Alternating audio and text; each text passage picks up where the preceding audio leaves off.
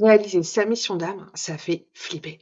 Et ça, pas parce que tu n'es pas prête, mais parce qu'au fond, tu sais très bien que si tu dis vraiment oui, bah tu pourras plus continuer à vivre comme avant, à vivre comme maintenant, à vivre à moitié.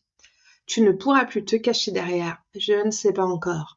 J'attends un signe. Je dois d'abord comprendre. Je suis pas encore prêt, pas encore prête. C'est peut-être pas le bon moment. Bonjour, ici Ivana et je suis ravie de te retrouver pour cette vidéo. Je suis guide initiatique et j'accompagne les héritiers, les héritières de la lumière, les volontaires, les 144 000 à réactiver leurs mémoires anciennes, leurs codes et leurs dons pour incarner véritablement qui ils sont. Et ça, aujourd'hui, ça pousse super fort. Et ouais, parce qu'il y a un moment sur le chemin où le problème n'est plus l'absence de signes. Le problème, c'est que les signes, ils ont déjà été reçus. Depuis longtemps, hein, parfois. L'appel a déjà été entendu, la mémoire a déjà commencé à revenir. Mais il y a une part de toi qui continue à négocier avec ce que ton âme sait déjà. Il y a des parts de toi qui continuent à avoir peur de l'inconnu, à avoir peur d'incarner véritablement ta lumière. Et elles font barrage. Ah ouais, t'entends tes mémoires ce que tu dois faire d'une oreille, et puis de l'autre, t'entends les cris et les plaintes de ces parts. Et du coup, dans ces parts, il y a quoi? Il y a la peur qui crée du brouhaha, qui brouille tous les messages. Et ouais, ça camoufle aussi les moments où ton âme t'appelle. Tu vas ressentir des élans, et puis ça va être comme perturbé. Et ça, c'est à l'intérieur de toi. Hein. C'est tes petits mots à l'intérieur de toi qui créent ce chaos-là. Tu vois. Aussi, quand vraiment il va y avoir un nouveau chemin à prendre, ça va créer du ouh non, non, veux pas, je veux revenir là où j'étais, etc. Et dans cette vidéo, j'ai envie de vraiment te parler de pourquoi réaliser ta mission peut vraiment te faire aussi peur qu'elle t'appelle. Parce qu'on sait très bien que plus la mission est grande et plus ça fait peur. Et il ne s'agit pas de dramatiser la peur, non, il s'agit de la comprendre. Il s'agit de t'aider à la reconnaître. Reconnaître ce qu'elle révèle vraiment. Parce que parfois la peur, elle n'est pas le signe que tu dois reculer. Ben non.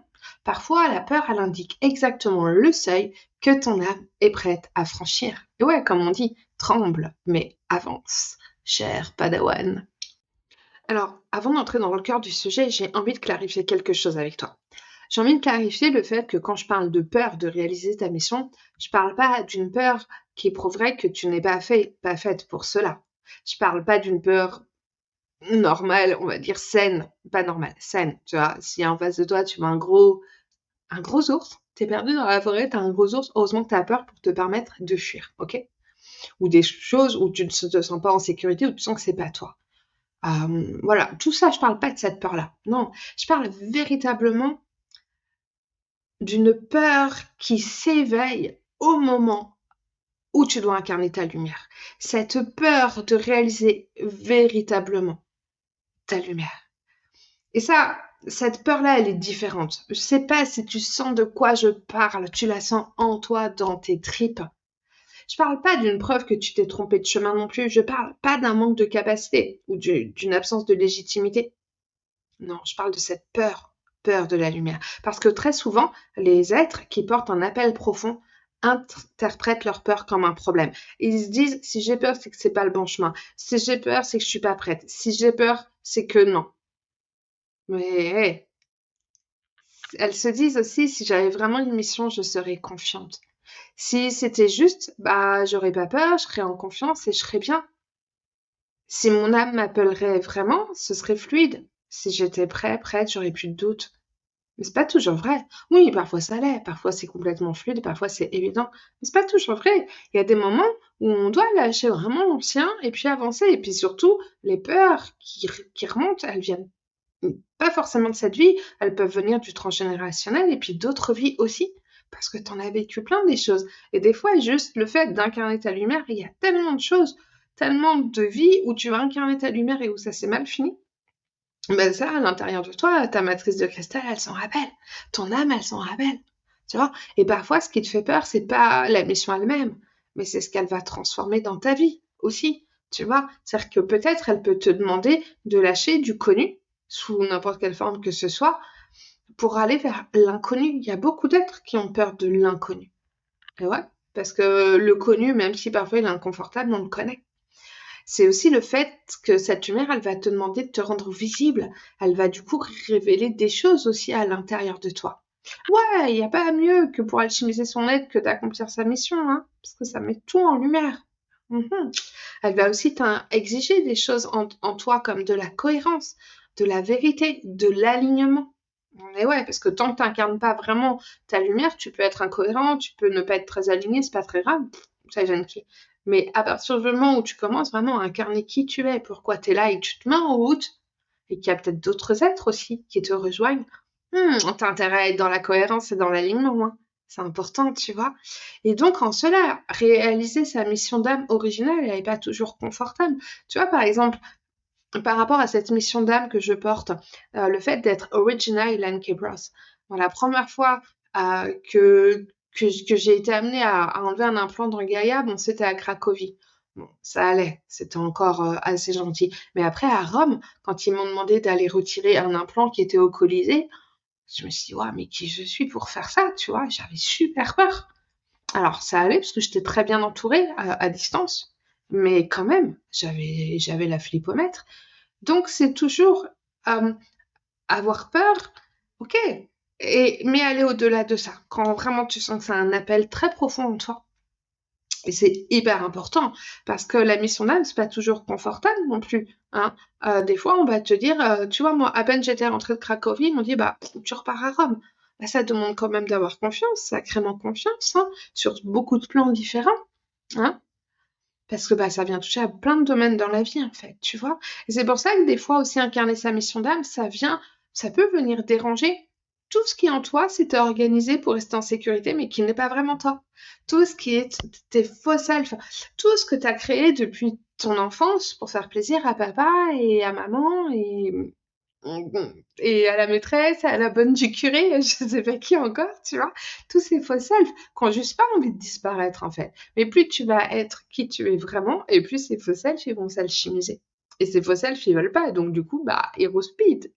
Rouspide, nouveau mot. Ils crient, tu vois. Voilà. Et tout cela, en fait, ça crée de la peur. Mhm. Alors, pourquoi est-ce que tout cela, ça crée de la peur? Bah, déjà parce que ta mission, elle va te demander d'arrêter de te cacher. Bah oui, parce que la première raison pour laquelle réaliser sa mission, ça peut faire peur, c'est qu'elle peut vraiment te demander, bah, d'être toi. Alors, certes, se cacher peut prendre des formes très subtiles. C'est pas forcément disparaître complètement, c'est pas non plus forcément ne rien faire, c'est pas non plus forcément refuser ton chemin. Parfois, se cacher peut simplement ressembler à continuer à apprendre sans jamais transmettre. Par exemple, quelqu'un qui est venu pour transmettre beaucoup. Alors, il va apprendre, c'est pas qu'il va apprendre parce qu'il sait déjà, mais il va lire, il va faire des formations, etc. pour venir réactiver son savoir à l'intérieur de lui. Après, normalement, il est censé transmettre, c'est ce qu'il a choisi. Il s'est dit, je vais venir dans cette incarnation pour transmettre. Et là, il le fait pas. Tu vois? Et s'il le fait pas, bah, il se cache. Quelqu'un d'autre qui est venu écrire, bah, peut-être que pour partager, peut-être que par exemple, il va écrire, mais il va pas le partager. Tu vois? Ça peut être vraiment, il s'agit pas forcément d'être ultra visible, d'être ultra connu et je sais pas quoi encore. Non, c'est simplement cacher ce pourquoi t'es fait ou te dire ouais, moi je suis vraiment fait pour faire des massages et puis en faire jamais. Mhm. Ou alors tu peux recevoir des guidances qui te disent d'accomplir ceci ou cela, et puis tu le fais jamais, quoi, tu vois? Ou alors tu ressens profondément et tu prends jamais position. Alors ça, c'est très courant. Ouais, mais moi je suis dans l'amour, je suis dans l'unité, et je prends pas position. Bon, c'est de la fuite, hein, tout simplement. Tout comme attendre le moment parfait aussi, en disant je suis en chemin, et dada. Tu vois, il y a beaucoup de choses en fait dans le monde de la spiritualité qui en fait n'est juste qu'une belle excuse pour justifier la fuite. Et ça, c'est pas bon, hein. Donc, faut faire attention aussi avec ce monde de la lumière, parce que je vais te dire que derrière tous ces mots d'amour, des fois, c'est largement pire que dans plein d'autres domaines, quoi. Donc, vraiment, se cacher, c'est vraiment parfois rester aussi dans une spiritualité intérieure, intime, protégée, invisible, alors que tu es là pour, j'en sais rien, pour mettre en place des projets. Mais ouais, dans une autre vie, tu as mis en place des projets, ça s'est mal fini. Tu as cette information à l'intérieur de toi que si tu fais ce pourquoi t'es fait, ça va mal finir, bah, j'ai peur. Tu vois? Donc, réaliser ta mission peut vraiment te demande vraiment à ce que ta lumière prenne forme Et là, il y a vraiment toujours des peurs. Et donc, c'est hyper important d'aller rencontrer ces peurs. Et ces peurs, elles peuvent s'exprimer dans ta parole, dans tes choix, dans ta façon de te positionner, dans ce que tu oses créer, dans ce que tu acceptes de porter. Mhm.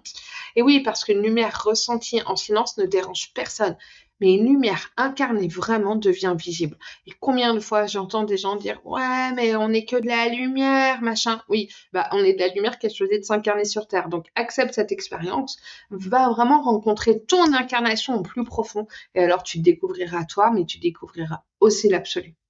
Tu vois?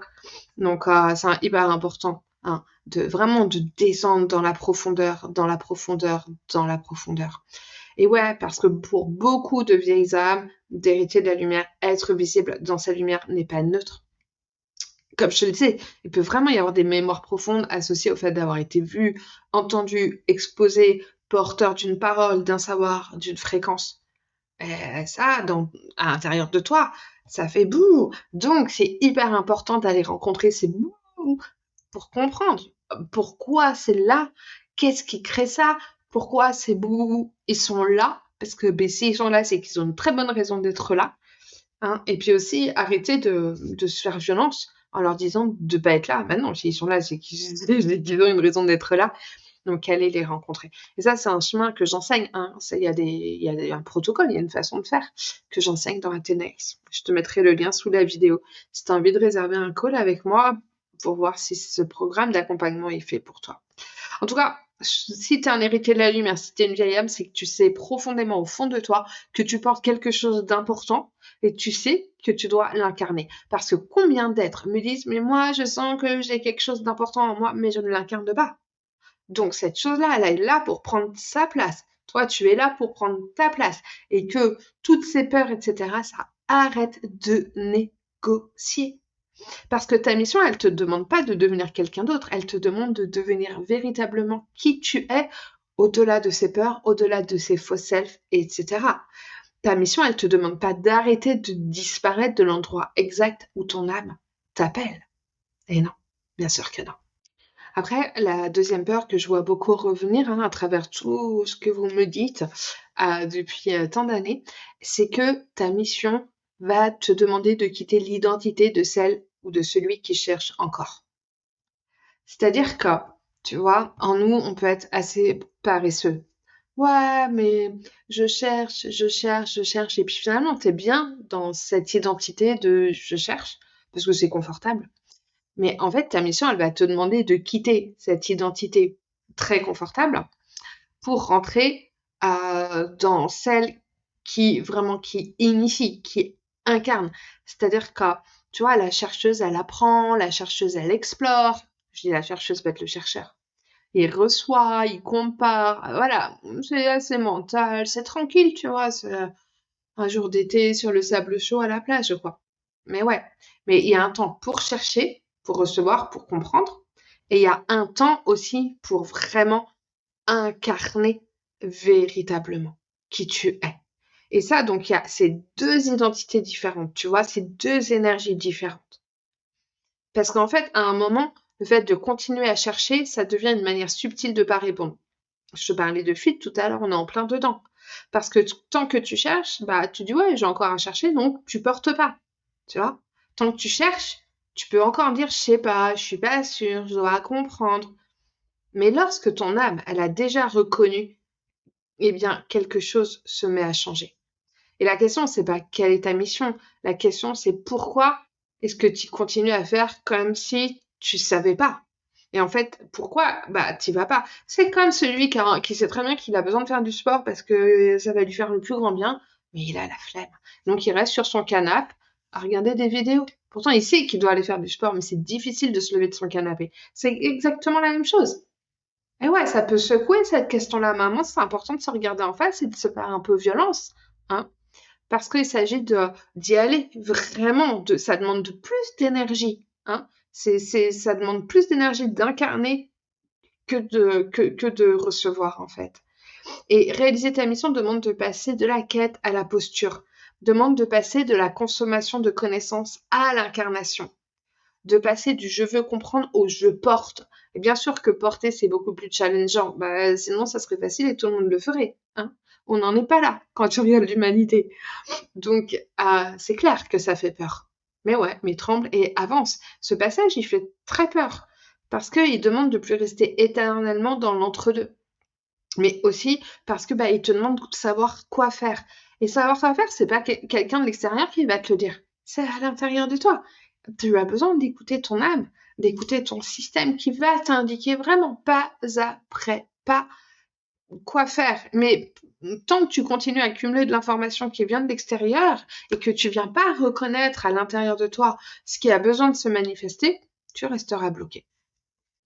Ensuite, donc, comme on en parlait tout à l'heure, il y a la peur d'être visible, hein, cette visibilité. Je parle pas seulement de la visibilité sur les réseaux sociaux, je parle surtout de la visibilité énergétique. C'est-à-dire le moment où tu commences à être vu par les autres êtres humains, mais aussi par nos amis de lumière là-haut, à être vu dans ce que tu portes, vraiment. Pas dans ton rôle social, pas dans ton ancienne personnalité, pas dans tes faux selfs que tu as créés pour faire plaisir à la bonne du curé, pas à maman, je sais pas quoi. Pas dans l'image acceptable que tu as appris à montrer, mais véritablement dans ta lumière, dans ta fréquence, dans ta parole, dans ta vérité, dans ta présence. Et ça peut faire profondément peur. Parce qu'ici, il s'agit de porter véritablement ta voix, qui tu es, vraiment. Parce que tant que tu restes flou, c'est facile d'être accepté par tout le monde, hein. Oh bah, tu dis oui à un tel, tu dis oui à l'autre, ça va, tout le monde t'aime, c'est cool, gentil. Il me vient une image trop rigolote. Bon, bref. Mais tant que tu te positionnes pas, tu risques pas d'être contesté. Donc, tant que tu gardes ta lumière à l'intérieur, il y a personne qui va vraiment venir la confronter, hein. Mais dès que tu commences à incarner ta voix, ton message, tes valeurs, ta mission, ta vibration, ça devient visible bah, par les autres, par tout le monde en fait, hein. Et ça va attirer certaines personnes et ça va en éloigner d'autres. Tes relations peuvent changer. Ça, de toute façon, quand ils sont sur le chemin, ça change souvent, ça se renouvelle. Tu vois, il y a des êtres qui vont se sentir profondément, qui vont résonner très très fort avec toi, qui vont se sentir vraiment dans la reconnaissance par rapport à qui tu es. Et puis il y en a d'autres aussi qui vont te tourner le dos parce que ça va créer de l'inconfort chez eux, chez elles. Ils sont pas prêts à recevoir ce que tu portes. Et bah, tu peux te sentir un peu mis à l'écart aussi. C'est pas très agréable, on est d'accord. Donc, parce que quand tu incarnes vraiment ta mission, tu vas pas parler à tout le monde. Et il y en a, ils vont te kiffer. Il y en a, ils vont te détester. Et c'est ok, tu vois. Mais ça peut faire peur. Parce que, je sais pas, il y a un truc à l'intérieur de nous qui voudrait absolument que tout le monde nous aime. C'est fou, ce truc-là. Il y a besoin de reconnaissance de la part des autres. Et je me souviens très bien, il y a quelques années, les guides, ils m'avaient dit que j'aurais l'abondance le jour où j'arrêterais où je m'en foutrais, en fait, du regard des autres. C'est vraiment ce qu'il m'avait dit. Et je suis: «Ouh là, m'en fous du regard des autres?» Alors parce c'est difficile quand quelqu'un ne nous aime pas, hein. «Oh mais pourquoi il m'aime pas? Mais qu'est-ce que je lui ai fait? Mais je lui ai rien fait, là là». Ça parle de rejet, ça parle d'abandon, ça parle de tout ça, hein, des blessures, primaires de l'âme et heu et en même temps, si tu ne risques pas ça, tu auras jamais personne qui va te dire ce que tu viens de dire m'a traversé. J'avais besoin d'entendre ça. Et ouais, c'est comme ça. Donc, c'est vraiment important, toi, de t'aligner véritablement sur ta fréquence, sur tes valeurs, en acceptant que ça plaise pas à tout le monde et en acceptant que certains te tournent le dos. Moi, c'est vraiment ce qui s'est passé, hein, quand j'ai commencé à incarner vraiment qui j'étais.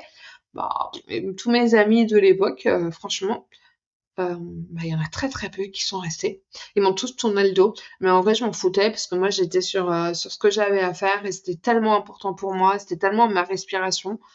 Voilà et puis, bah, c'est comme ça, tu vois? Enfin, en fait, voilà et et vraiment sentir que, bah, ouais, tu seras pas toujours accepté, pas toujours le bienvenu et c'est OK. Il faut dépasser ça et te dire: «C'est normal, ça fait partie du chemin» et à ceux qui veulent être aimés par tout le monde, qui seront jamais qui ils sont et à ceux qui incarnent vraiment leurs valeurs et qui seront dans leur puissance et qui vont aussi être, comme des reflets de ceux qui seront pas alignés, qui vont, bah, le rendre fautif de tellement de choses. Mon Dieu, mon Dieu, mon Dieu. Et donc oui, incarner ta mission va te demander une cohérence, d'être cohérent. Et ça, c'est peut-être l'une des parties les plus exigeantes. Parce qu'incarner sa mission, c'est pas seulement recevoir des messages, c'est vraiment pas seulement parler de lumière, c'est pas non plus se sentir appelé, mais c'est c'est pas non plus seulement reconnaître des mémoires anciennes, et cetera, mais c'est aussi laisser cette lumière transformer ta manière de vivre, ta manière, tes choix, tes priorités, tes relations, ton rapport au temps, à la parole, tes valeurs aussi. Savoir dire stop quand il y a besoin de dire stop, même quand tu es la seule personne qui dit stop. Tout, ça va venir tout transformer. Et donc l'éveil cesse d'être une expérience intérieure confortable. C'est une véritable voie d'alignement qui te demande d'être vraiment centré, quoi, instant après instant. Parce que en fait, une mission, elle peut pas être portée durablement depuis une vie qui contredit ton âme. Ça veut donc dire que ta mission, elle doit être le point central de ta vie, que ça veut pas dire que voilà, tu peux aussi avoir des moments avec des amis, avec la famille et tout ça, mais ce sont des moments qui viennent te nourrir, qui viennent te régénérer pour te permettre d'accomplir ta mission. Et puis même, surtout pendant ces moments-là, tu accomplis ta mission. C'est-à-dire que tu vibres ta fréquence, tu vibres qui tu es, et instant après instant, tu accomplis ce pourquoi tu es fait. Parce que je vois encore beaucoup d'êtres aussi qui séparent les deux. Là, je suis dans ma mission, pas là. La mission, en fait, c'est toute ta vie, c'est qui tu es, c'est ta vibration. Mais c'est pas un moment, je suis dans ma vibration, puis un moment, quand je suis avec ma famille, je le suis pas. Non, c'est tout en un, en fait. Et donc, c'est important de vraiment, à chaque fois, est-ce que tes choix honorent ta mission? Est-ce que tes choix t'honorent toi, finalement, et te permettent d'accomplir ta mission? Est-ce que c'est cohérent pour toi? Est-ce que tu réponds à tes valeurs? Alors, je suis d'accord qu'on peut pas toujours répondre 100% à ses valeurs dans ce monde, ok? Mais en tout cas, essayer d'y approcher le plus possible. Parce qu'accomplir sa mission, ça révèle aussi les endroits où tu négocies encore avec des parts de toi, où tu négocies encore, ah, ça c'est pas grave, je suis juste pas alignée, mais c'est pas grave. Bah non, en fait. Non. Les endroits où tu dis oui alors que ton âme dit non. Les endroits où tu t'éparpilles, les endroits où tu attends que la vie décide pour toi. Les endroits où tu retiens ta parole alors que tu as juste envie de dire quelque chose. Les endroits où tu minimises ce que tu portes. Tu vois, tout ça, ça va être mis en lumière. Et c'est pas une cohérence, pardon, c'est pas une punition, bien sûr que non, c'est un vrai cadeau, au contraire. À partir du moment où tu sais l'alchimiser, où tu sais le regarder, où tu sais l'accueillir, où tu sais profondément l'aimer, pour remettre tout cela à l'unité dans ton système. Et encore une fois, ça c'est le parcours d'Athénaïs. Et si tu sens que tu en es là, que vraiment il est temps pour toi, que tu incarnes ta mission, que tu sens que tu as besoin d'être guidé, clique sur le lien sous la vidéo, réserve un appel avec moi. On en parlera ensemble, on verra là où tu en es et voir si c'est juste ou pas pour toi, si ça match ou pas. Il n'y a aucun forcing et je te donnerai des tips. C'est un appel d'âme à âme et c'est super cool. Bref, je reviens. Donc, ce qui permet à ta lumière de vraiment s'incarner au quotidien de plus en plus, c'est vraiment cette cohérence. Et pour ça, ça demande aussi de purifier tes centres et tes corps. Donc, toutes les émotions que tu as chopées qui sont pas à toi, toutes tes croyances là, parce que bah on se promène partout, on chope aussi des croyances et tout ça. Tout ça, ça demande d'être nettoyé, à être purifié au quotidien. Tu prends bien une douche pour ton corps physique, alors c'est important aussi de nettoyer tous tes corps au niveau énergétique. Ensuite, ta mission, elle va te demander aussi de passer à l'action. C'est souvent là aussi que tout devient réel, parce que tant que ta mission elle reste dans l'invisible, elle peut rester magnifique, pure, grande, protégée, elle peut rester intacte dans l'imaginaire. Mais dès que ça descend dans la matière, que ça prend forme, que ça vibre fort à l'intérieur de toi, bah, ça peut être vu. Et une forme, bah, elle peut être imparfaite. Une forme, elle peut être ajustée. C'est-à-dire qu'on ne te demandera pas d'être parfait, parce que la perfection n'existe pas dans ce monde. Hein. Mais là, il s'agit d'une véritable confrontation au réel. Par exemple, je sais pas, ça va être le fait de créer une vidéo, le fait de dire stop, le fait d'oser dire ce que tu fais, le fait de faire un choix, de prendre position, de créer une transmission, de partir voyager. Je sais pas, il y a tellement de façons d'incarner sa mission. Et ce sont des actes. Et là, est-ce que l'âme, à un moment, elle demande pas seulement des ressentis, elle demande aussi, en tout cas, elle peut demander des actes. Et elle demandera jamais des actes parfaits, parce que ça n'existe pas. Elle va demander des actes alignés. Hein. Donc, c'est aussi accepter, ok, bah, je suis en mission, je suis guide. Moi, je vais te dire, je suis en mission, je suis guide. Je sais aussi qu'il y a des parts de moi qui ont besoin bah, de grandir encore. Hein. Et il y a des domaines dans ma vie où je suis un bébé encore. Un bébé. Ouais, peut-être. Voilà, et où ça a besoin d'être au travail, ça m'empêche pas d'incarner ma mission. Par contre, ça m'aide, le fait d'être vraiment dans cette posture, dans cet alignement, ça m'aide à accueillir ces parts et à les alchimiser et à les faire grandir. Parce qu'en nous, on a plein de parts, en fait, et il y en a aucune qui a le même âge. Je te jure, ça va de 0 à à 3 milliards d'années. Et donc, il faut accepter de pas être parfait, en fait, et que l'incarnation commence rarement avec un grand saut spectaculaire, mais avec un premier pas qui dit: «Je vais plus faire semblant de ne pas entendre». Et ce pas-là, il peut sembler tout petit depuis l'extérieur, mais le plus important, c'est à l'intérieur de toi, parce que ce pas, il crée un accord entre ton âme et ta vie. Et donc la 6e raison, bien, c'est celle-là, c'est que ta mission va te demander de prendre ta place sans attendre d'être parfaite, hein. Cette peur d'être imparfait. Et oui, parce que beaucoup d'êtres attendent d'être totalement prêts pour commencer. Ouais, elles attendent d'avoir tout clarifié, tout compris, tout guéri, tout stabilisé, tout maîtrisé. Et aussi, elles attendent de plus avoir peur, de plus douter, de plus trembler, de plus se poser de questions. Mais en vrai, tu sais, si tu attends ça, ça viendra jamais. Donc si tu attends de ne plus trembler pour incarner ta mission, bah tu vas attendre super longtemps. Et c'est dommage parce que tu passeras à côté de ce que tu es venu incarner. Et ouais, ta mission, elle demande pas une perfection, hein. Pas du tout, je te l'ai dit, la perfection ne fait pas partie de ce monde. Et je pense que tu es d'accord avec moi. Elle demande une présence vraie. Elle demande que tu avances avec ce que tu sais aujourd'hui, avec la lumière que tu peux porter aujourd'hui, avec la parole qui est tienne aujourd'hui, avec ton niveau d'incarnation qui est disponible aujourd'hui. Parce que par contre, ça demande de l'énergie.